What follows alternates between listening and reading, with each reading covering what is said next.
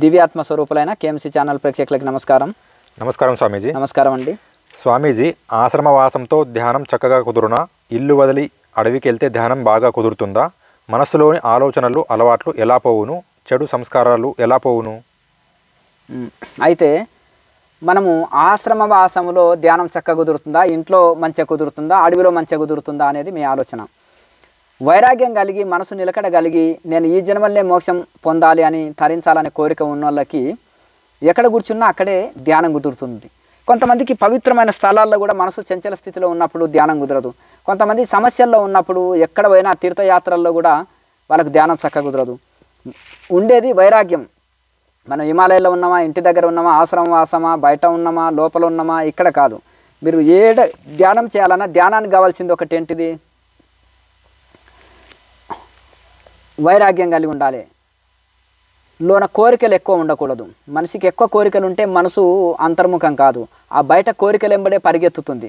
ప్రాపంచిక విషయ వాసనలు ఎంబడి మనసు పరిగెత్తుతుంది. శుద్ధమైన పాత్రలనే మనము పాలు కాస్తే శుద్ధంగా ఉంటాయి, లేకపోతే పాలు విరిగిపోతాయి.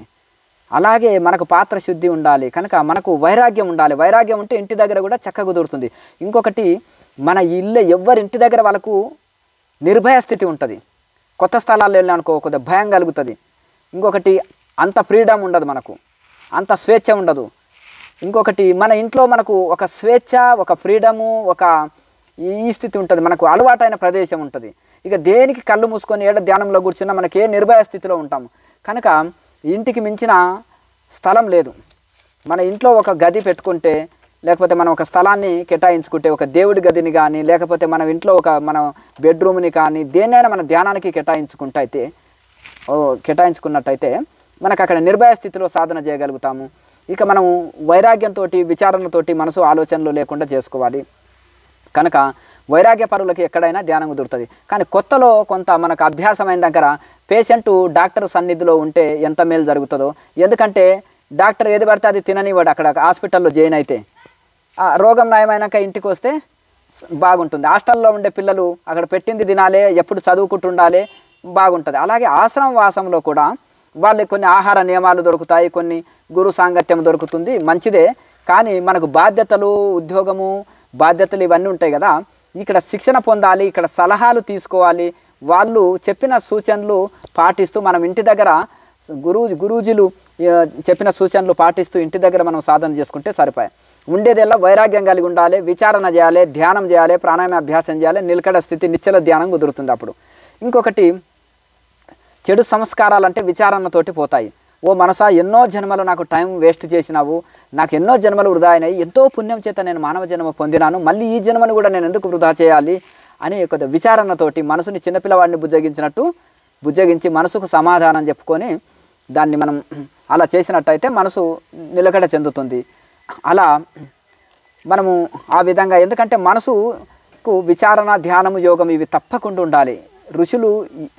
ఋషి పరంపరలో కొద్దిపాటి భేదంతో ఒక్కొక్క ఋషి ఒక్కొక్క మార్గాన్ని చెప్పినప్పటికీ ఇవన్నీ సమన్వయం చేసుకోవాలి. అందులో ఎవరు ఏం చెప్పినా ఇవి అందరు ఋషులు ఒప్పుకున్నారు. విచారణ, ధ్యానం, యోగం అనేది ప్రతి ఒక్కరూ ఒప్పుకున్నారు. ఇవి ఉన్నప్పుడే సాధన చక్కగా కుదురుతుంది. మనసుని అన్ని దిక్కులకు వెళ్ళి అంతర్ముఖం చేయగలుగుతాం. ప్రాణాయామతో ఏకాగ్రత చెందుతుంది. బయటికి మనసు వెళ్ళొద్దంటే, వైరాగ్యం కలిగి ఉండాలంటే విచారణ చేయాలి. అలాగే నిరంతర ధ్యాన స్థితిలో ఉండాలి. అలా అప్పుడు మనకు నిలకడ నిశ్చలమైన ధ్యానం కుదురుతుంది. కనుక ఈ విధంగా మనకు గత జన్మల నుంచి వస్తుంటాయి సంస్కారాలు. ఒక ఇంగువలో ఒక పాత్ర ఉంటే అది ఆ వాసన పోదు ఎంత కడిగినా. అలాగే గత జన్మ సంస్కారాలు, వాసనలు మనిషికి వెనక్కి లాగుతుంటాయి, సాధన నుంచి ముందుకు వెళ్ళనియవు. అది తిరిగి పదే ఏబీ వస్తలేదని ఊరుకోలేదు, సైకిల్ దొక్కనికి వస్తలేదని ఊరుకోలేదు పిల్లవాడు. అలాగే ప్రయత్నం చేసినట్టుగా అభ్యాసం కూసువిద్య, పదే ప్రాక్టీస్. ప్రతిరోజు మనం అభ్యాసం చేయాలి, నిరంతర ప్రాణాయామం చేయాలి, వైరాగ్యం ఉండాలి, యమనియమాలు పాటించాలి, అలాగే ప్రాణాయామ అభ్యాసం చేయాలి, నిరంతర ధ్యానం చేయాలి, సమయం ప్రకారం చేయాలి. అలా మనం పెంచుకుంటూ పోతుంటే మన మనసులో ఒక ఆనందమైన శాంతి కలుగుతుంది. ఎందుకంటే మనసు బయటిక విషయవాసనలతోటి, ప్రపంచ భోగాలతోటి దానికి ఏదో ఉంది అని భ్రమిస్తూ వెళ్తుంటుంది. అన్నీ అనుభవించి ఎక్కడ ఏమి లేదు శాంతి. ఎన్నో ఎదురు దెబ్బలు తగిలి, ఎన్నో జన్మల నుంచి ఎదురు దెబ్బలు తగిలి ఆధ్యాత్మికంలోకి వస్తారు. ఈ జన్మలో కూడా ఎన్నో ఆటుపోట్లతోటి ఎంత ప్రపంచంలో ఏమి లేదు అని మనం ఎవరి మీద ఎక్కడ ప్రేమలు చూపిస్తామో అదంతా ఉట్టి ప్రేమలు, నటన ప్రేమలు అని తెలుసుకోవాలి. అలాగే ప్రపంచంలో నిజమైన ఇవి సుఖాన్ని ఇస్తాయనే వస్తువుల్ని పోగు చేసుకుంటుంటాం. అవన్నీ నిజమైన సుఖం ఇయ్యదని అనుభవపూర్వకంగా తెలిసినప్పుడు అప్పుడు నిజంగా వైరాగ్యం వస్తుంది. ఇంకా చేతి గాలిన తర్వాత ఆకులు పట్టుకునే బదులు ముందే విచారణతోటి యోగులైన వాళ్ళు ఇదంతా నిస్సారం, ఇదంతా మిథ్య, బ్రహ్మ సత్యం, జగత్ మిథ్య అని విచారణ చేసి శరీరం కూడా అసత్యము, శరీర సంబంధాలు అసత్యము. విచారణ చేస్తే శరీరమే మనం కాదు ఇక్కడ వదిలిపెట్టిపోయేది, మరి శరీర సంబంధాలన్నీ మనవి కావు, ఈ అటాచ్మెంట్ డిటాచ్మెంట్ లేదని విచారణతోటి ఇలా తొలగించుకొని మనసుని నిలకడ చేసుకోవచ్చు. విచారణతోటి వివేకం పెరుగుతుంది, వివేకంతో వైరాగ్యం వస్తుంది, వైరాగ్యంతో మనసు ధ్యానంలో నిశ్చలంగా నిలుస్తుంది. కనుక అప్పుడు ప్రాణాయామతోటి మనకు బంగారాన్ని పుటం పెడితే ఇనుము రాగి ఇత్తడి కలిసి ఉంటుంది, ముడి బంగారం, అది ఎక్కువ విలువ పలకదు. స్వచ్ఛమైన బంగారాన్ని అయితే ముడి బంగారాన్ని మనము పుటం పెట్టినప్పుడు ఇత్తడి రాగి ఇనుము పోయిన తర్వాత అది స్వచ్ఛమైన బంగారం విలువ పలుకుతుంది. ముడి బంగారాన్ని కేజీలు ఎంత అంటారు, స్వచ్ఛమైన బంగారాన్ని గ్రామ్ ఎంత అంటారు, అంటే విలువ పెరుగుతుంది చూడండి. కనుక అలాగే సాధకుడు తమోగుణం రజోగుణంతో ఉన్నప్పుడు సాధకుడికి విలువ తగ్గిపోతుంది. సత్వగుణం వచ్చినప్పుడు దైవగుణాలు అతనిలో వస్తాయి. కనుక ఆ పుటం పెట్టబడాలి. ఈ యోగం అనే ధ్యానంలో పుటం పెట్టాలి శరీరాన్ని, మనసుని. అప్పుడు మనం పవిత్రంగా మనసు హృదయము అన్ని పవిత్రంగా మారిపోతాయి. ఎందుకంటే ఇప్పుడు ఎంతవరకు మనం సాధనలో అవి పుటం పెట్టలేదో అవి హృదయ పవిత్రత రాదు. మనము ఇది కనుక ఈ విచారణతోటి మనసు నిలకడ చెందుతుంది. మనం వైరాగ్యంతో ఏడ కూర్చొని సాధన చేసినా నిలకడ మనసు నిశ్చలంగా నిలుస్తుంది. అనుభవజ్ఞుల గురువుల దగ్గర కొంతకాలం ఉండి నేర్చుకొని ఇంటికి వెళ్ళి సాధన చేసుకోవచ్చు. ఇక స్థలంలో లేదు, మనసులో ఉంది. హిమాలయస్ వెళ్ళినా ఫ్యామిలీ సమస్యలు గుర్తు వస్తే అక్కడ కూడా వాడికి టెన్షన్ వస్తుంది, అక్కడ కూడా చెమటలు వస్తాయి అంత చలిలో కూడా. ఇంట్లో కూడా మనసు నిలకడ చేసుకున్నప్పుడు హాయిగా ధ్యానం చేసుకోవచ్చు. కనుక ఈ మానసిక స్థితి మీద ఆధారపడి ఉంటుంది. రమణ మహర్షిని కూడా ఇక్కడ ఎండ ఉంది స్వామి ఉడుకు, హిమాలయాల్లో చల్లగా ఉంటుంది అంటే ఫ్యామిలీ గుర్తు వస్తే అక్కడ కూడా చెమట వస్తుంది నాయన హిమాలయాల్లో చలిలో కూడా. అని మనసు వశమైన వాడికి ఇంత ఎండలో కూడా చల్లగా ఉంటుంది ఏసీలో కూర్చున్నట్టు అంటారు. కనుక ఇది మానసిక స్థితి మీద ఆధారపడి ఉంటుంది. కనుక మనము ఈ యొక్క నిరంతర విచారణ ధ్యానము ఇవన్నీ చేస్తుండాలి, వైరాగ్యం కలిగి ఉండాలి. ఎక్కడ కూర్చున్నా నిలకడ చెందుతుంది మనసు, ఎక్కడ కూర్చున్నా పూర్ణ శాంతి వస్తుంది. అలాగే మనసు సిద్ధమవుతుంది, శరీరం సిద్ధమవుతుంటుంది, మనసు అంతర్ముఖం కాగలుగుతుంది. అట్లా నిరంతరం చేయాలి సాధన. గ్యాప్ ఇచ్చి ఏదో గుర్తుకొచ్చినప్పుడు కాదు, ఇతరుల మీద దాని ప్రభావం కూడా పడదు. ఏదో వీళ్ళకి సమస్య ఉన్నప్పుడు మనసు బాగోలేనప్పుడే ధ్యానం చేస్తారు, మిగతాప్పుడు కాదు అని మన ఇంట్లో కూడా మన మాట ఎవరు వినరు. మనం నిరంతర ధ్యానం చేస్తుంటే వీళ్ళు ఏదో శాంతి పొందుతున్నారు, ఎంతో మార్పు వస్తుంది వీళ్ళలో అని వాళ్ళు గమనిస్తారు. వాళ్ళు కూడా ధ్యానం వైపు రాగలుగుతారు. ఎందుకంటే మనలో మార్పు గమనిస్తారు, ప్లస్ వీళ్ళు ఎప్పుడు నిరంతరం చేస్తున్నారు, వీళ్ళు శాంతిగా ఉండగలుగుతున్నారు ధ్యానం చేసినందుకే అని వాళ్ళు తెలుసుకుంటారు అనుభవపూర్వకంగా. కనుక ఈ విధంగా మన ఇల్లునే ఒక ఆశ్రమంగా మార్చుకోండి.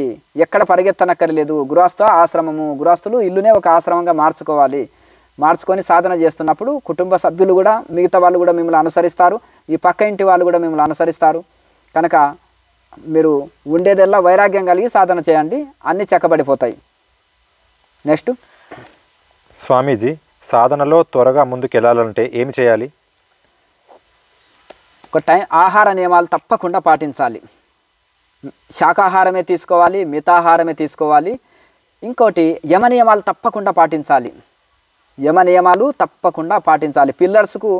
పిల్లర్స్ మనం 10 అంతస్తులు బిల్డింగ్ వేస్తున్నాం అంటే పిల్లర్స్ ఎంత ఇంపార్టెంటో, లేకపోతే బిల్డింగ్ నిలవదు. అలాగే సాధన అనే అష్టాంగ యోగంలో సాధన అనే బిల్డింగు నిలవాలంటే పిల్లర్స్ అనే యమ నియమాలు తప్పకుండా ఉండాలి. అలాగే యమ నియమాలు ఉండాలి, ఆహార నియమాలు ఉండాలి, విచారణ ఉండాలి, ధ్యానం ఉండాలి, యోగం ఉండాలి. మళ్ళా అది కూడా నిరంతరం చేయాలి. ఎప్పుడో గుర్తుకొచ్చినట్టు కాకుండా గ్యాప్ లేకుండా ఉదయం సాయంత్రాలు 2 పూటల, అవకాశం ఉంటే 3 పూటలు కూడా మంచిదే. ఇంకా సెలవు దినాలు అయితే 4 పూటలు చేయండి. 1 అవర్ గ్యాప్ ఇవ్వండి, మధ్యలో మళ్ళీ కూర్చోండి, మళ్ళీ 1 అవర్ గ్యాప్ ఇవ్వండి, మళ్ళీ చేయండి సాధన. అట్లా అప్పుడు ద్రవాహారం లాంటిది తీసుకుంటే మంచిది. నెలకొకసారి, వారానికి ఒకసారి అట్లా అఖండ ధ్యానం చేసేటోళ్ళకు ఒక దివ్యశక్తి సంప్రాప్తమవుతుంది. సాధనలో చాలా ముందుకెళ్తారు. రోజు ఉదయం సాయంత్రాలు చేసే కొద్ది సాధనలో కొద్ది ఫలితం పొందుతాం, కానీ అఖండ ధ్యానం రోజంతా చేసే ధ్యానంలో ఒక దివ్యశక్తి సంప్రాప్తమవుతుంది. వీలైనంత నెలకు ఒక రోజు మౌనము పాటించాలి కొత్త వాళ్ళు. ఇక అలా అన్ని మార్పు చేసుకొని సాధన నిరంతరం చేస్తుండాలి. ఒక దయ్యం పట్టిన వాడిలాగా ఉండాలి. ఇంకా ఒక చదివేవాడు ఐఏఎస్ కావాలన్నవాడు 24 గంటలు పుస్తకాల పురుగులాగా 24 గంటలు పుస్తకాలు పట్టుకొని ఉంటాడు చూడండి. అతనికి ఆటలు పాటలు ఫ్రెండ్స్ తక్కువే, ఇవన్నీ ఏవి ఉండవు. 24 గంటలు పుస్తకమే చదువుతుంటారు.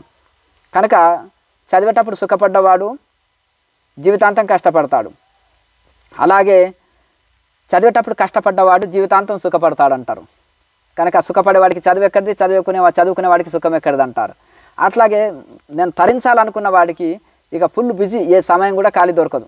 కనుక నిరంతరం దొరికిన సమయాన్ని గృహస్థులకు చాలా తక్కువ సమయం దొరికేది. ఆ తక్కువ టైంని సాధన కేటాయించండి. బయటి వ్యవహారాలకు వద్దు, ప్రచారాలకు అవసరం లేదు. మీరు బయటి వ్యవహారాలని వదిలిపెట్టేసి సాధన కేటాయించుకోండి. సెలవు దినాల్ని రోజంతా ద్రవాహారం లాంటిది ఇచ్చి నిరంతర సాధన చేసుకోండి.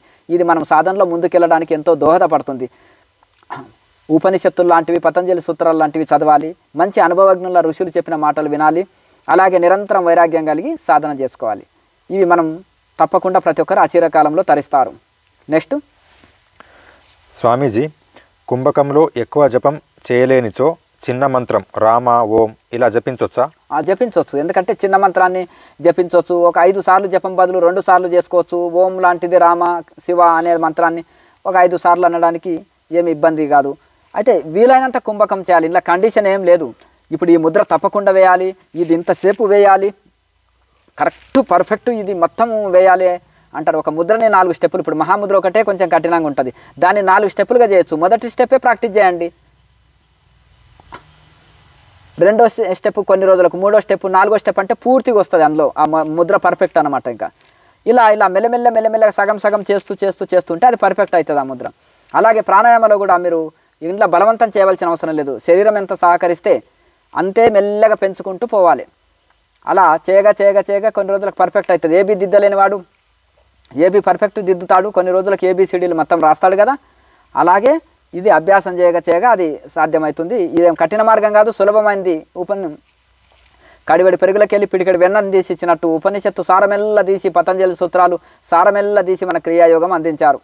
పతంజలి మహర్షి, బాబాజీ వీరి నుంచి మనకు అందింది కనుక సింపుల్గా అందించారు. కనుక మీరు శక్తి కొలది చేయండి. ఇలా కండిషన్ ఏం లేదు, ఎంత సహకరిస్తే అంత చేయండి. ముద్రలు కానీ, ప్రాణాయామ కానీ, సాధన కానీ మెల్లమెల్లగా పెంచుకుంటూ పోండి. అలా ఎంత సహకరిస్తే అంత చేయగా కొన్ని రోజులకు పర్ఫెక్ట్ చేయగలుగుతారు. నెక్స్ట్, స్వామీజీ, ఈ అనంత శక్తి నాలో ఉంది అని ఎలా సొంతంగా తెలుసుకోవాలి? ఇప్పుడు మనకు కరెంటు కనిపించదు, కానీ కరెంటు ఉందని ఎట్లా తెలుసుకుంటాం? బల్బులు వెలుగుతాయి, ఎలక్ట్రానిక్ పరికరాలు నడుస్తుంటాయి, అప్పుడు కరెంటు ఉందని మనకు తెలుస్తుంది. కరెంటు యొక్క క్రియ తెలుస్తుంది కానీ కరెంటు కనిపించదు. అలాగే భగవంతుని యొక్క క్రియ కనిపిస్తుంది కానీ భగవంతుడు కనిపించడు. అయ్యో భగవంతుడు ఉంటే కనిపించడా అండి అని చాలామంది అంటారు. మరి భగవంతుని శక్తి, లీల, సృష్టి, స్థితి, లయాలు ఇవన్నీ చక్కగా నడుస్తున్నాయి కదా. ప్రకృతి నియమాలు చక్కగా నడుస్తున్నాయి కదా. రాత్రి పగలు చక్కగా నడుస్తున్నాయి, ఎండాకాలం వానకాలం చలికాలం చక్కగా నడుస్తున్నాయి. అన్నీ సృష్టిలో ప్రతి చక్రము చక్కగా నడుస్తుంది, సృష్టి చక్రం. మరి దీనికి ఓ యజమాని ఉండి నడిపిస్తున్నారు, ఆయన్నే పరమాత్మ. ఆయనకే రకరకాల పేర్లు పెట్టినాము.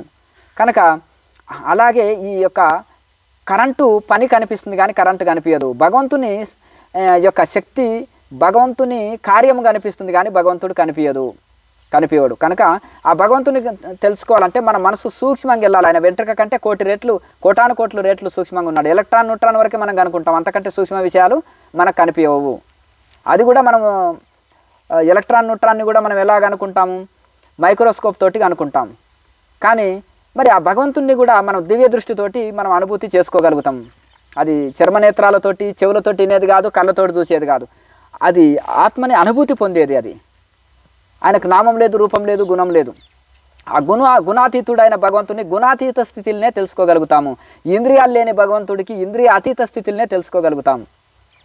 కనుక ఇంద్రియాలని దాటుకుంటేనే భగవంతుని అనుభూతి చేసుకోగలుగుతాం. ఇంద్రియాలతోటి అనుభూతి చేసుకోలేము, థియరీ వరకు తెలుసుకోగలుగుతాం. కానీ ప్రాక్టికల్గా అనుభూతి ఇంద్రియాలని దాటుకున్నప్పుడే అనుభూతం అవుతుంది భగవంతుని అనుభూతి. కనుక అప్పుడు ఇవన్నీ కూడా భగవంతుడు మనకు మరొకసారి క్వశ్చనే అండి. ఈ అనంత శక్తి నాలో ఉంది అని ఎలా సొంతంగా తెలుసుకోవాలి? ప్రతి జీవిలోన ఇప్పుడు మనలోన చైతన్యం ఉంది. చైతన్యం లేకపోతే ఇది శవం అవుతుంది కదా. ఇప్పుడు ఆత్మనే అనంతమైన శక్తి, అదే దివ్య శక్తి, అదే అనంతమైన శక్తి. ఆత్మనే అఖండము. మరి అఖండ దివ్య శక్తి అనే ఆత్మ మనలో ఉంది. అందుకని వివేకానంద స్వామి చక్రవర్తుల కంటే చక్రవర్తివి, నువ్వు గొర్రె పిల్లవు కావు, సింహం పిల్లవే అంటాడు. అలాగే నువ్వు ఆ చక్రవర్తులకే చక్రవర్తివి, భిక్షగాడివి కావు, దీనంగా ఎందుకుంటున్నావు అంటే అఖండ ఆత్మ నీలోన ఉంది. అందరిలో ఉండే దేవతల్లో ఉండే ఆత్మ నీలో ఉంది. బ్రహ్మాండం అంతా ఆత్మనే నిండి ఉంది. నువ్వు ఎందుకు రోధిస్తున్నావు, నేను జీవుణ్ణి, నేను అల్పుణ్ణి, నేను జీవుణ్ణి అనేందుకు ఎందుకు దుఃఖిస్తున్నావు, నువ్వు అఖండ ఆత్మ చైతన్యానివే అయి ఉన్నావు అని ఎంత ధైర్యాన్ని నెలకొల్పుతారు. నువ్వు పరబ్రహ్మ స్వరూపమే. సర్వం తెలిసిన మహనీయులు అహం బ్రహ్మస్మి శివోహం అనే స్థితిలో ఉంటారు. కొత్త వాళ్ళు అనొద్దు, అహంకారం వస్తుంది. బాగా తపస్సులు చేసి ఆత్మానుభూతి పొందిన వాళ్ళకైతే అహంకారం రాదు, వాళ్ళ ఆత్మస్థితిలో ఉండి ఆ మాట అనొచ్చు. కానీ 1వ తరగతి వెళ్ళిన కూడా వాడు పాస్ కాలే, ఆమె కలెక్టర్ అంటే తప్పు కదా. కలెక్టర్ అయినాక కలెక్టర్ అనుకో, నువ్వు అనుకోవడానికి కూడా ఏం లేదు, పక్క వాళ్ళు అంటారు కలెక్టర్ గారండి అని. కనుక అలాగే నువ్వు బ్రహ్మ పదార్థానివే అయ్యి ఉన్నావు, కానీ సాధన చేసి అనుభూతి పొందాలి. కనుక మన అఖండ ఆత్మ బ్రహ్మ స్వరూపమే ఉన్నాము, అనంత శక్తి మనలో ఉంది. ఆ అనంత శక్తిని అనుభూతి పొందాలంటే ఇప్పుడు ఎలక్ట్రాన్ న్యూట్రాన్ చూడాలంటే మనం సూక్ష్మదర్శిని మైక్రోస్కోప్ తోటి చూస్తాం. అలాగే ఆత్మని అనుభూతి చేసుకోవాలంటే దివ్య దృష్టి కావాలి, దానికి జ్ఞాన నేత్రం కావాలి. కనుక ఆ విధంగా మనము నిరంతర సాధన చేయగా జ్ఞాన నేత్రం వస్తుంది, ఆ దివ్య దృష్టి వస్తుంది, దివ్య జ్ఞానం వస్తుంది. కనుక మనము ఆ యొక్క గురువులు చెప్పింది, శాస్త్రంలో చదివింది, ఇవి అన్నీ కూడా మనకు స్వయం అనుభవంలోకి రావాలన్నమాట. సాధన చేయగా ఇవి అనుభవంలోకి వస్తాయి. కనుక మనం సాధన చేయగా ఆ ఆత్మని, అఖండ ఆత్మ మనలోనే ఉంది అని అనుభవంలోకి వస్తుంది. ప్రతి జీవిలో కూడా ఆత్మ చైతన్యాన్ని చూడగలుగుతాము. అప్పుడు మనం పరమానందం పొందుతాం. ఏ జీవిని దుఃఖింపజేయము, ఏ జీవికి హాని లేకుండా చూస్తాము, ప్రతి జీవిని సేవిస్తాము.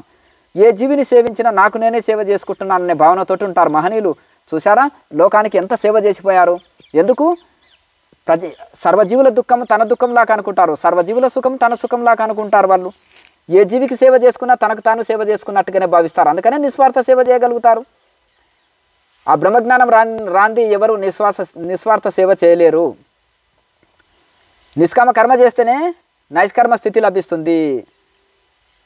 కనుక ఈ యొక్క నైష్కర్మ స్థితి వస్తేనే నిష్కామ కర్మ చేయగలుగుతాడు. ఈ రెండింటికి లింక్ ఉంటుంది. కనుక ఆ విధంగా మనము ఈ యొక్క ఆత్మని మనం సాధన చేసి అనుభూతి పొందుతాం.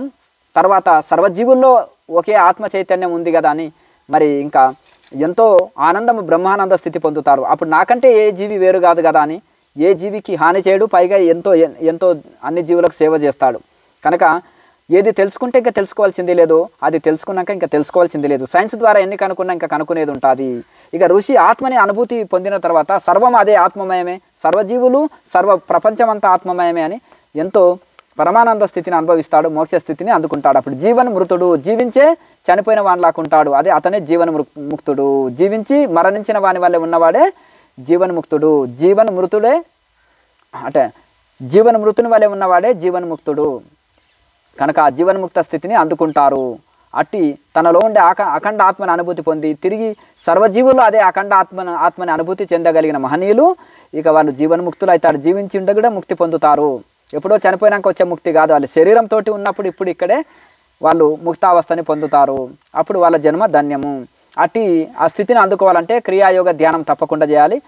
ప్రతి నెల 2వ ఆదివారం రోజు ఉచిత క్రియాయోగ ధ్యాన తరగతులు క్రియాయోగ ఆశ్రమంలో శిక్షణలు ఇవ్వబడుతున్నాయి. ప్రతి వీడియో కింద ఫోన్ నెంబర్ ఉంటుంది, వచ్చి మీరు సాధనలు శిక్షణలు తీసుకోండి. ప్రతి ఒక్కరు ఆరోగ్యవంతులుగా ఆత్మజ్ఞానులుగా మోక్ష స్థితిని అందుకోండి. లోకా సమస్త సుఖినో భవంతు. ఓం